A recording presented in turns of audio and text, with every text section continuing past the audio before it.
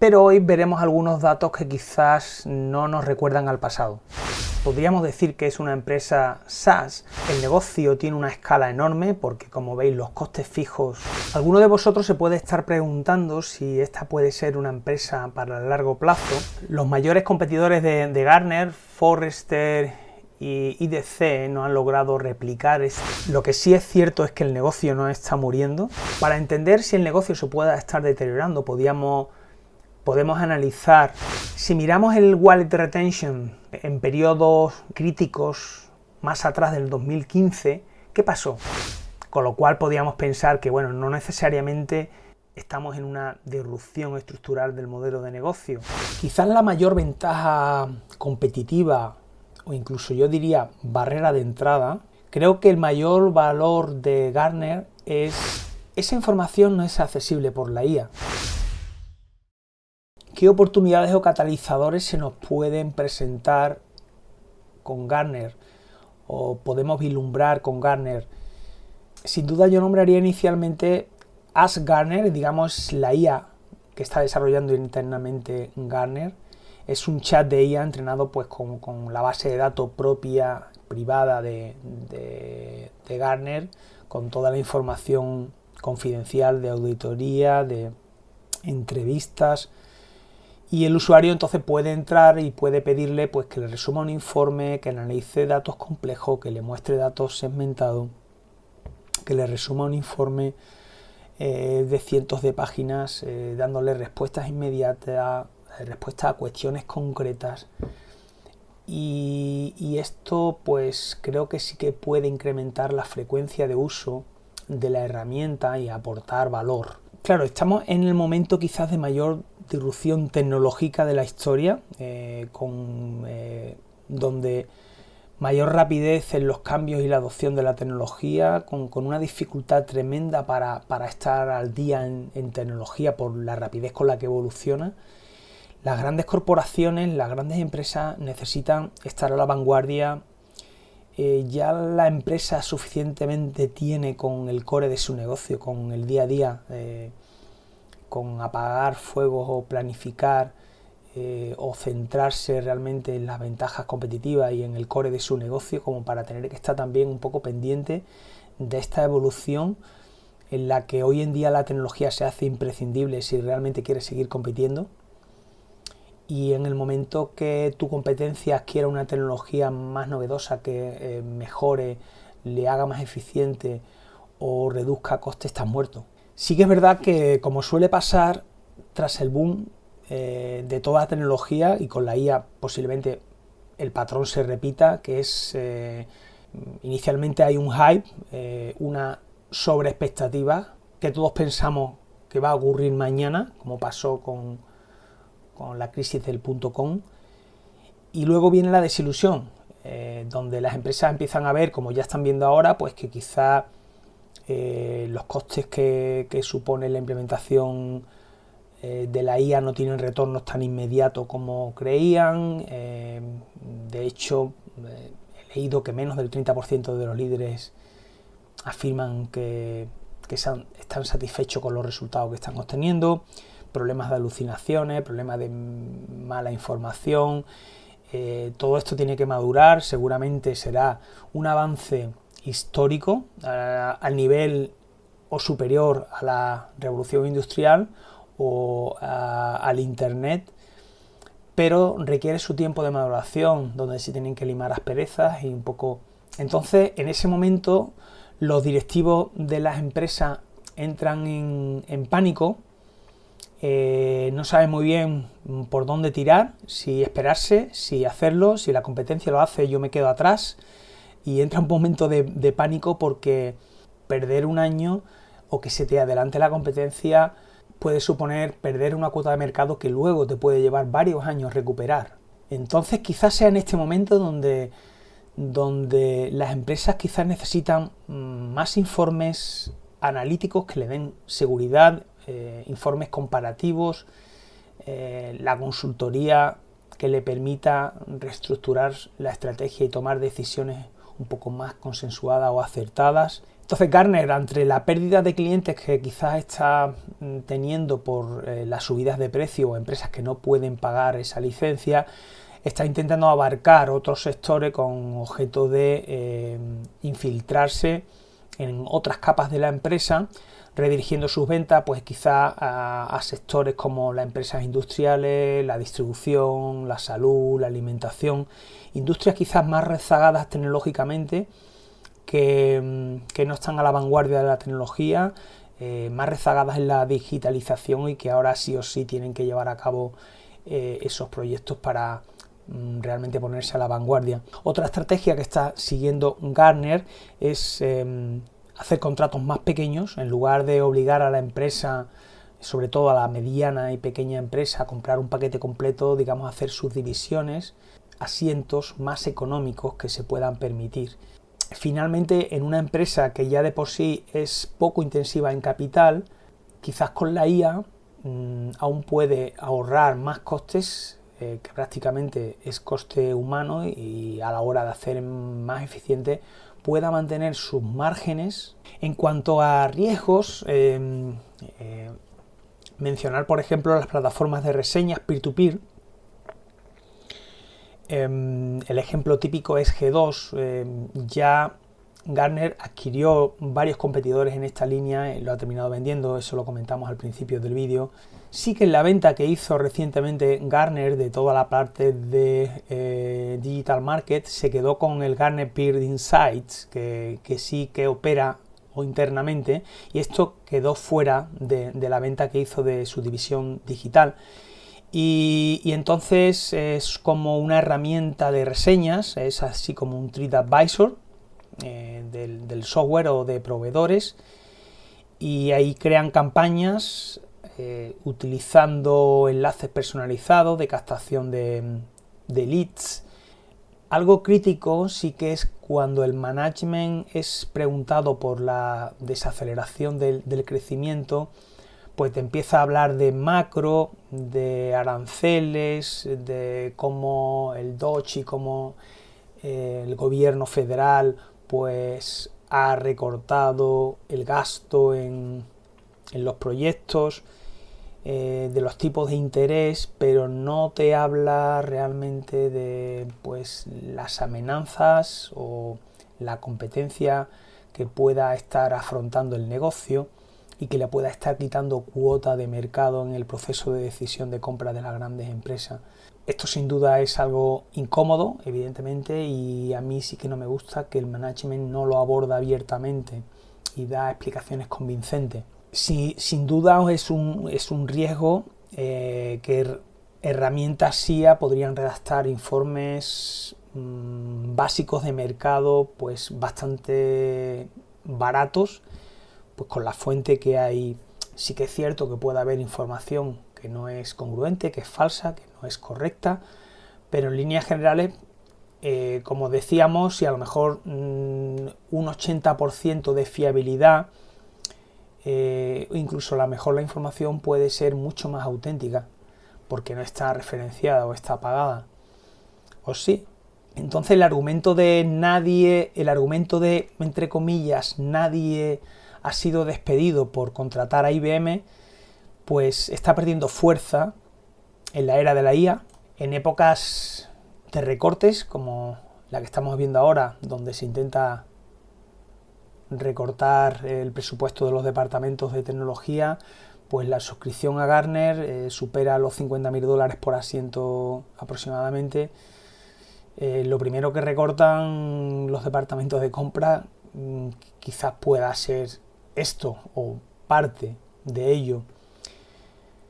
También los jóvenes, los nuevos ingenieros quizás son más propensos a buscarse la vida o buscar otro tipo, prefieren a lo mejor opiniones más reales, más dentro de comunidades como Reddit o LinkedIn, contactar con otras personas, herramientas que a lo mejor hace unos años no eran tan fiables o no había una red tan extensa como puede existir hoy. Otro riesgo es el pay for play, pagar para aparecer. en cuanto que está siendo acusada como que el famoso cuadrante mágico encuentra cierta crisis de identidad, en el sentido pues que ha perdido credibilidad y utilidad ante los profesionales, pues criticándose que muchas empresas tecnológicas pagan por aparecer en los primeros puestos y que al final son las empresas con mayores presupuestos de marketing las que aparecen en las primeras posiciones. Esto está haciendo que muchos profesionales dejen de confiar en Gartner y como el árbitro imparcial. Lo que es evidente es que el crecimiento de Gartner, como veíamos antes, se está frenando. Los ingresos globales crecieron apenas un 2-4% interanual y los contratos, tanto la parte GTS, el Contract Value, pues prácticamente se quedó plano, 0% de crecimiento. Ciertamente Gartner corre el riesgo como de convertirse en las páginas amarillas de la tecnología. No sé si recordáis aquellas páginas amarillas donde buscábamos en la guía telefónica los teléfonos, imaginaros. De hecho, cada año te entregaban por Telefónica un taco así, un libraco así, con toda la guía telefónica, donde tú tenías ahí pues una serie de proveedores y servicios de lo más variado, ¿no? Pues como comprenderéis, con la aparición de internet eso quedó prácticamente en desuso. Pues un poco lo que le puede estar pasando también a Gartner. Lleva como 10 trimestres consecutivos perdiendo clientes. La base total de clientes corporativos cayó de 14.000 hasta prácticamente 11.800. Pero ¿quiénes se van? Dice la directiva. Pues el abandono, según la directiva, principalmente viene de los pequeños y la mediana empresa, que tienen dificultades para pagar las licencias, y que parece que las grandes corporaciones aguantan los costes de cambio, por los altos costes de cambio, pero la empresa mediana y las empresas jóvenes parece que están optando por otro tipo de soluciones. Soluciones gratuitas, soluciones basadas en IA o otro tipo de portales semi-gratuitos. Lo que sí es cierto, jamás antes Gartner había sufrido una racha de pérdidas tan larga y destructiva. En 2001 y 2008, cuando las empresas estaban recortando presupuesto, pues Gartner perdía algunos clientes, evidentemente, durante algunos trimestres, pero cuando la economía se reactivaba, se volvía a estabilizar los números. Los clientes volvían porque necesitaban a Gartner para afrontar estos proyectos, y entonces las compras se recuperaban porque necesitaban optimizar el negocio. Pero ahora es que estamos perdiendo prácticamente clientes durante 10 trimestres seguidos. Esto puede significar o puede empezar un poco a plantear que no es un problema temporal.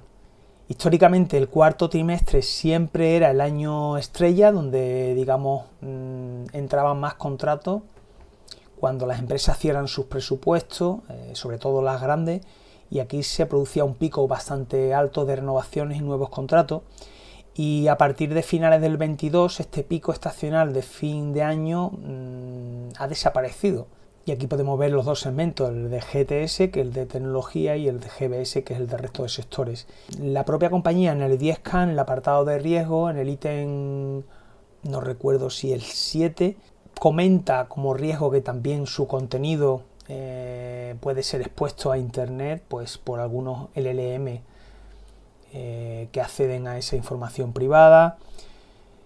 También habla del goodwill, pues que es una empresa que ha hecho ciertas adquisiciones y tiene un goodwill que, como por ejemplo tenemos un impairment este año de 150 millones. Y también el riesgo de la dependencia de los contratos del gobierno americano, que bueno, están sujetos a presupuesto y que tienen que ser aprobados por el Congreso.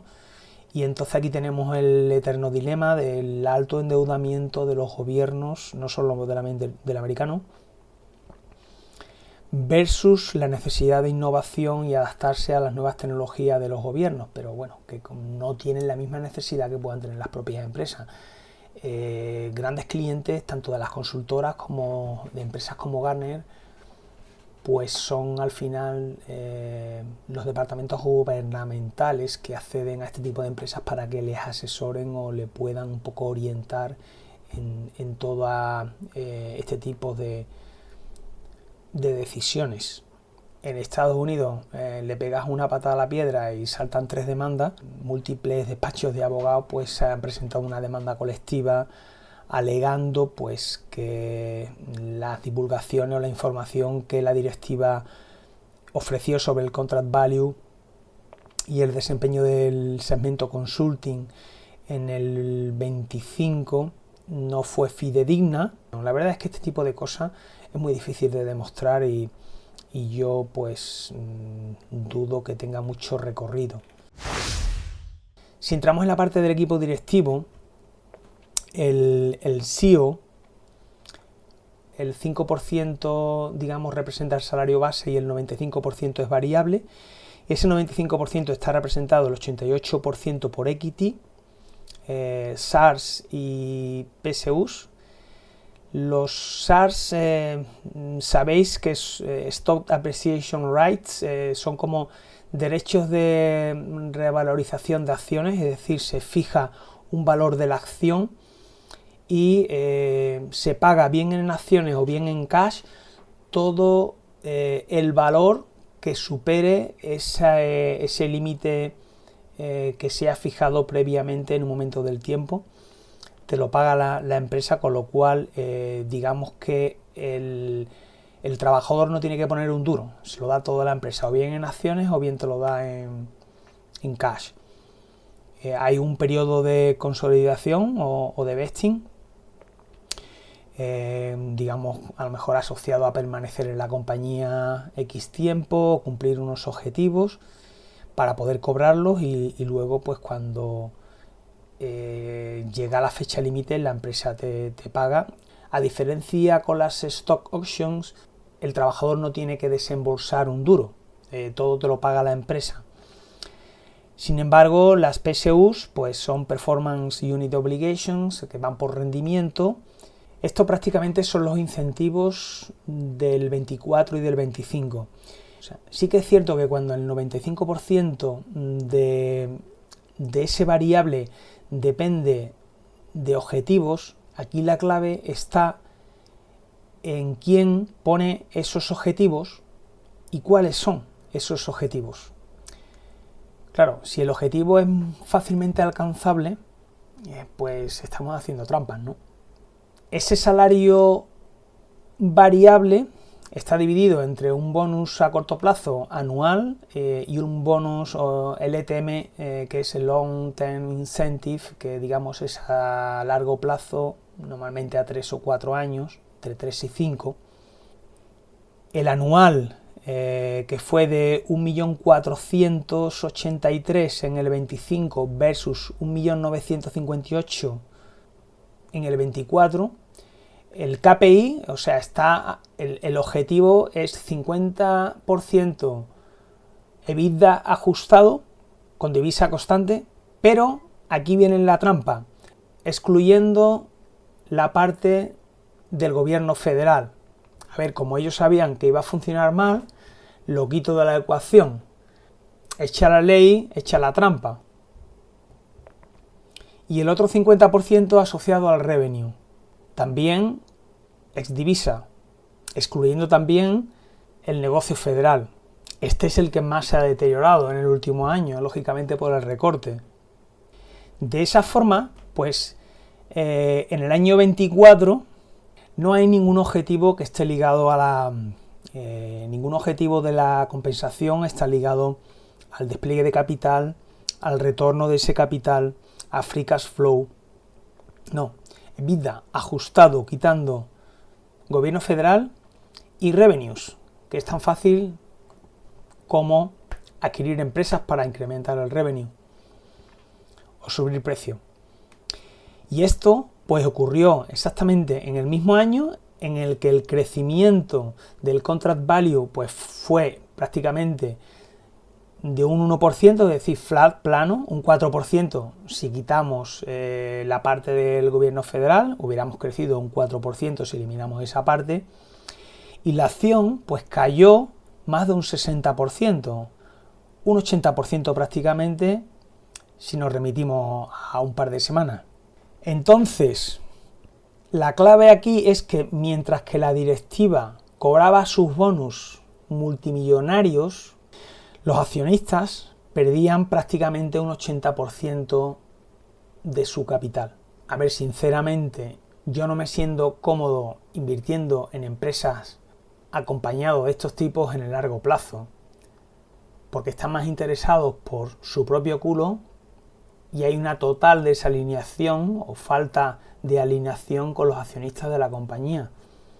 Cobran bonuses millonarios, se ponen las botas, mientras la acción ha perdido un 80% de su capitalización.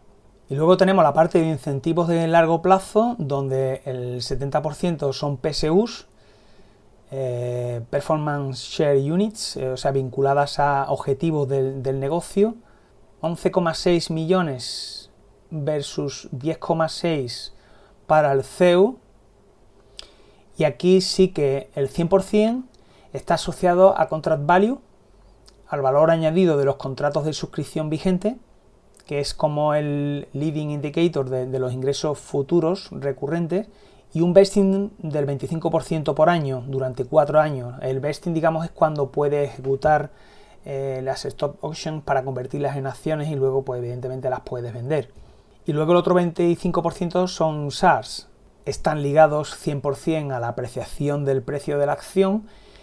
El valor fecha de otorgamiento estaba entre 525 y 535, hoy cotiza 135 o 155, con lo cual estos SARs están out of the money, es decir, no valen una puta valor cero.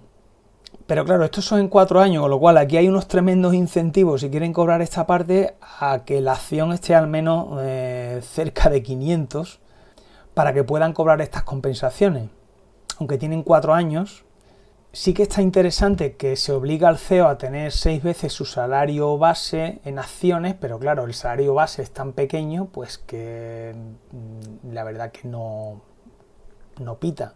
Os voy a poner por aquí esta captura de pantalla porque se me ha olvidado incluirlo en la presentación, las compras de los insiders. Veis como prácticamente en el año 26 pocas compras, pocas ventas representativas. En el año 24-25 muchas ventas regulares, tanto de la CEO, que vendió 10 millones en el noviembre del 24, 17 millones en septiembre del 25. Luego hay otro directivo, Smith, que vendió más de 50 millones. Sí que es cierto que todas las ventas están asociadas a planes de vesting, es decir, que son programadas, pero no compran mucho. Sí es cierto que ya parece que han dejado de vender y empiezan a aparecer algunas compras. Muy significativo, por ejemplo, un insider, Stephen Pagliuca, que es un consejero, compró a 229, fijaros que ahora mismo la acción está en torno a 135, compró como 9 millones de euros, incrementando un 63% la posición el diciembre del 25. Este insider pues tiene un extenso background como en private equity, fue director de Bain Capital, trabajó como un socio de Arthur Andersen, que sabéis se reestructuró luego y es la actual Accenture. Y bueno, pues es una persona que tiene cierto conocimiento y compró una cantidad significativa. En cuanto al cumplimiento o a los objetivos 23, en los años 23, 24, 25, es decir, qué es lo que en las cartas anuales mayormente han repetido o se han fijado como objetivo el management y si lo ha cumplido o no. Prácticamente el crecimiento del contract value en el año 23 fue del 8%, en el 24 7-8% y en el 25 entre el 1 y el 4% si descontamos la parte federal del gobierno federal, muy por debajo del 12-16% que la propia compañía citaba en la carta del año 24. Estamos hablando de solamente 18, 11, 16 meses antes. Un objetivo que el management describía como en el 10K como unchanged, es decir, sin cambios. Apenas un año antes estaba fijando crecimientos de 12-16%. Otro de los objetivos era o la estrategia de asignación de capital vía buybacks. La asignación de capital de la compañía, daros cuenta, pues que está haciendo de efectivo de operaciones en torno a 1.200, 1.400 millones. Aquí sí que tenemos que descontar las SBC, que están en torno a 150 a 160. El CAPEX, pues prácticamente muy pequeño, como 100 millones prácticamente de CAPEX. Algunas adquisiciones que veis que en los últimos años tampoco. Mayormente la asignación de capital pues ha venido por recompra de acciones. Mayormente el año pasado hicieron recompras por valor de 2.000 millones, 2 billion. Podemos ver el número de acciones. El número de acciones sí que desde el año 16 se ha ido reduciendo significativamente, pasando de 92 a 75. Sí que al menos vemos que esos 2.000 millones se han gastado a unos precios bastante baratos. Realmente aquí también se hizo fuerte recompra y ahora se han hecho fuertes recompras aquí, con lo cual aquí se puede aportar mucho valor. Entonces, como decíamos, uno de los objetivos es la distribución de capital, buybacks, que se hicieron 606 millones en el 23, 735 en el 24 y 2.000 millones en el 25, aunque sí es cierto que financiado en parte con bonos, con deuda. Aquí vemos cómo la deuda emitida en el año 17, que esto fue para la adquisición que hicimos de CBE, aquí se hicieron también 2.000 millones y aquí se han pedido unos 800 millones, aunque también se ha recomprado como unos 200 y algo.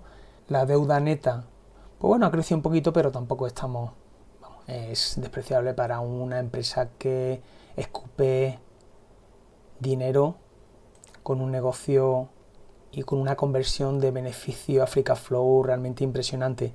La asignación de capital eran buybacks y M&A, adquisición de empresas, pero modelo tacking, es decir, objetivo específico es hacer compras de empresas y absorberlas dentro del negocio, dentro de la estructura actual. ¿Qué está pasando? Pues prácticamente adquisiciones pues no se han hecho. Se ha vendido la parte de digital markets porque no se ha rentabilizado ciertamente ese negocio. Se hizo la adquisición, han estado unos años sacándole pasta y ahora con la IA pues han visto que no tiene mucho futuro, pero si vemos las adquisiciones que se están haciendo, nos vamos al estado flujo de efectivo, adquisiciones de efectivo, ¿veis? Pues prácticamente poquita cosa. Realmente yo no veo que estén haciendo realmente adquisiciones, aunque claro, si van a hacer adquisiciones para tirar el dinero, mejor que no las hagan, por supuesto. Digamos que las mayores adquisiciones las hicieron buen Software Advice en el 2014 y en el 16-17, pero entonces esto contradice un poco el propio mensaje recurrente de las cartas del accionista, que nos dice que uno de los objetivos es M&A tagging. Y el último de los objetivos pues un poco es narrativa, ¿no? Guiamos a los líderes que dan forma al mundo. A ver, pues como sí, queda precioso, pero poca concreción.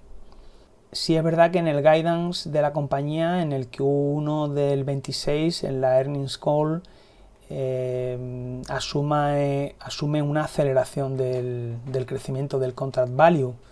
Los analistas han dado un crecimiento del revenue a 3 años del 3,1 anual, que está muy por debajo del 13% previsto para el sector IT en Estados Unidos. no viendo pues que Gartner vuelva al histórico de crecimiento de doble dígito en un horizonte cercano, sin duda. En la adquisición y recompras hemos visto que la empresa está haciendo fuertes recompras, pero con el dinero nuestro.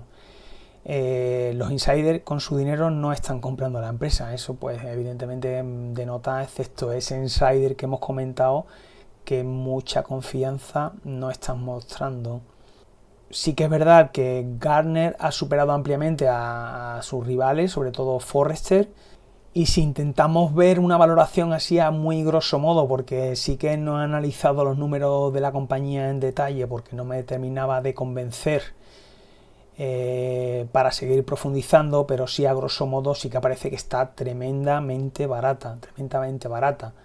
Como decíamos, si miramos las previsiones de los analistas, que bueno, que esto es como tirar una moneda al aire, tampoco, pero sí que, a ver, estamos hablando, en el 2026 hay 14 analistas siguiendo la compañía, seguramente a medida que vayamos hacia el futuro habrá menos analistas, y aquí en el año 28 tenemos solamente 10 y 2 solamente en el año 30. Como veis, los analistas van muy a corto plazo porque el mercado financiero solamente quiere el mañana, y sí que es verdad que hay menos analistas, con lo cual la muestra es menos fiable, pero la gente que analiza la compañía a más largo plazo normalmente conoce mucho mejor la compañía. El crecimiento estimado, que tampoco es que tenemos que tomarnos esto como un grano de sal, va a ser del 3,4%, prácticamente la inflación. O sea, nos están diciendo que la empresa pues prácticamente no va a crecer, y sus beneficios van a crecer como un 14% prácticamente por recompras. Pues si tú sigues recomprando a estos precios, evidentemente es que te compras cantidades importantes de la compañía, con lo cual el EPS se va a venir arriba. Entonces estamos hablando de una empresa que capitaliza 8,9 billion, que el cash flow de operation son unos 1.200. Si le quitas 110 de CAPEX, estamos hablando prácticamente de 1.000 millones de free cash flow. 1.000 millones de free cash flow. Esto es como un 12% de free cash flow, es decir, de yield. Sí, es verdad que son 150 millones en SBC, en Stock Basic Compensation, es un 13% del free cash flow, mucha tela para lo que están haciendo, me parece demasiado, pero aún así es que si están haciendo 2.000 millones de recompra, evidentemente tienen que ser con deuda, pero bueno, es que ya solamente con esos 1.000 millones comprando pequeñas empresitas que están haciendo, les sobra mucha pasta para seguir haciendo recompras. La previsión de los analistas, que estábamos hablando de un crecimiento del 3,4%, esto es prácticamente no crecer, porque es meter la inflación prácticamente por precio. No requieres incluso que ganes mucha cuota de mercado. Un 3,4 crecimiento anual CAGR. Esto nos daría a 2029 un EPS de 23,79. Estaba cotizando en julio a PER 9,6. O sea, un PER 9,6 es de crecimiento.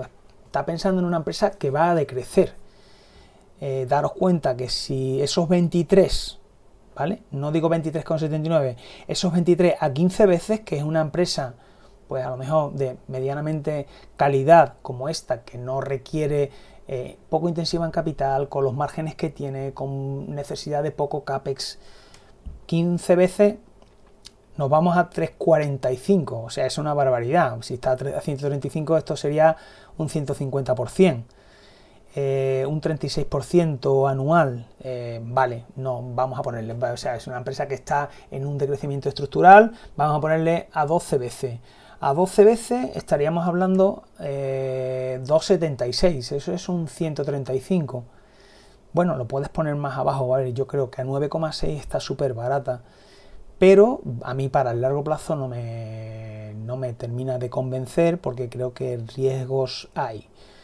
El PER medio ha sido de 34 veces. Vamos, yo no veo ni de coña ese múltiplo, aunque sí es cierto, bueno, que la información que hemos hablado en la barrera de entrada sigue existiendo.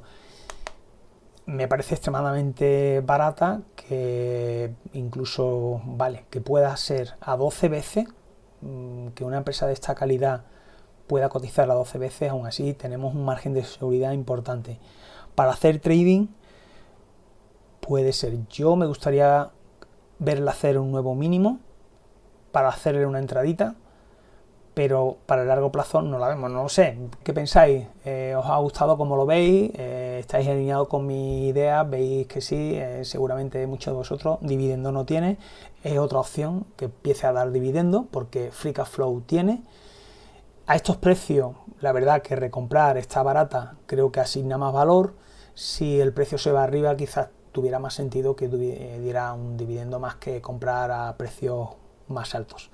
Así que bueno, espero que me dejéis un poco qué os parece, vuestra opinión, cómo lo veis.